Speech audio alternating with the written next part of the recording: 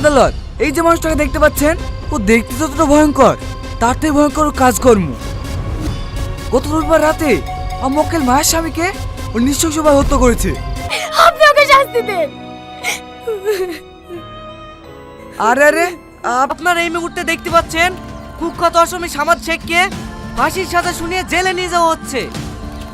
অবশেষে শান্তির নিঃশ্বাস ফেলল শক্তিগড়। চলুন আমরা সরাসরি কথা বলার চেষ্টা করব সামাদ শেখের সঙ্গে। মিস্টার সামাদ শেখ, আপনি কি এই কেস নিয়ে হাইকোর্টে যেতে চান? Mister Samad Sheikh, hello mister Samad Sheikh.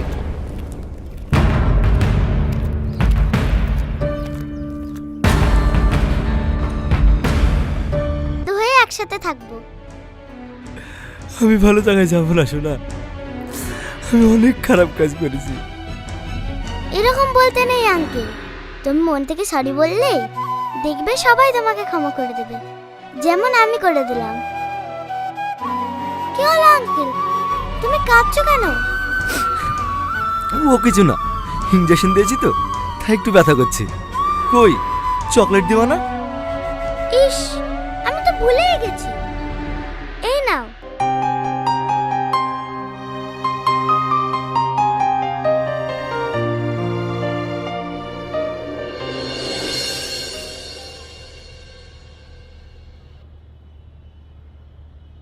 Sir, ওর রিপোর্টগুলো দেখলেন?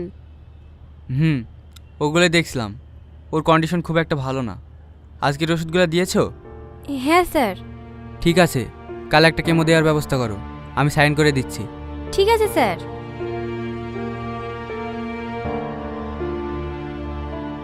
তুমি কবে আসবে মা? ঠিক আছে মা, তুমি তাড়াতাড়ি এসো।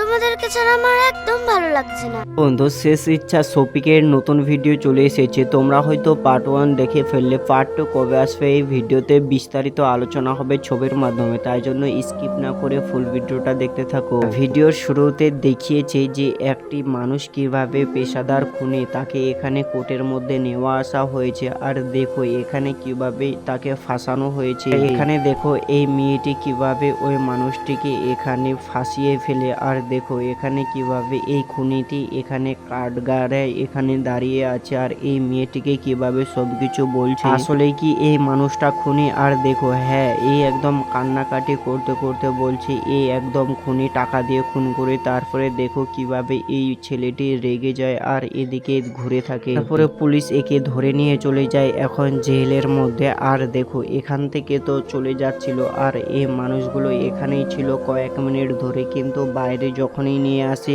এই পুলিশগুলো, তখন তো জানোই মিডিয়ার কত খবর। আর দেখো এখানে মিডিয়া চলেও এসেছে এই খবর শুনে। আর দেখো এখন এই মিডিয়া ওই খুনির কাছে যাচ্ছে। আর দেখো এখানে কিন্তু অনেকগুলো মানুষ ছিল বাইরে থানারা এখানে সামনে। খুনিটির সামনে গিয়ে মিডিয়াটি কিভাবে বারবার করে বলছে কি হলো কি হলো। তারপরে দেখো কিভাবে নাক থেকে রক্ত বেরিয়ে আসে। আর দেখো এই খুনিটি কিন্তু বেশি দিন বাঁচবে না, তখনই কিন্তু মাটির মধ্যে এইভাবে এখানে পড়ে যায় ড্রাম করে।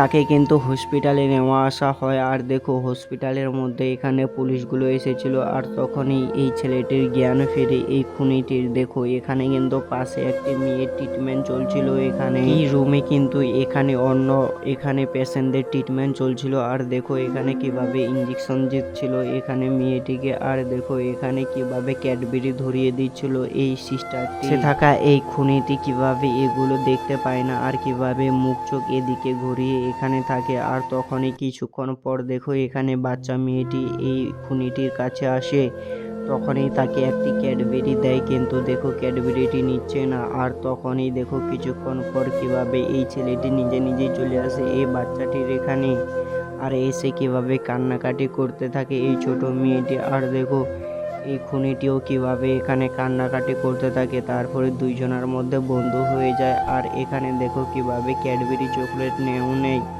কিন্তু এখানে দেখো কিভাবে এখানে যে বড় ডাক্তার আছে সে কিন্তু অফিসের মধ্যে বসেছিল, তখনই এই সিস্টারটি এখানে আসে। আর দেখো এখানে রাত্রেবেলা কি হয়েছিল, এই বাচ্চা মেয়েটি অনেক জোরে কান্নাকাটি করছিল, তখনই এই খুনিটি কিভাবে ওই বাচ্চাটির ওখানে আসে। আর দেখো এখানে কিভাবে তার অসুখ বেড়ে গেছিল অনেকটাই, তাই জন্য এখানে এসেছিল খুনিটি।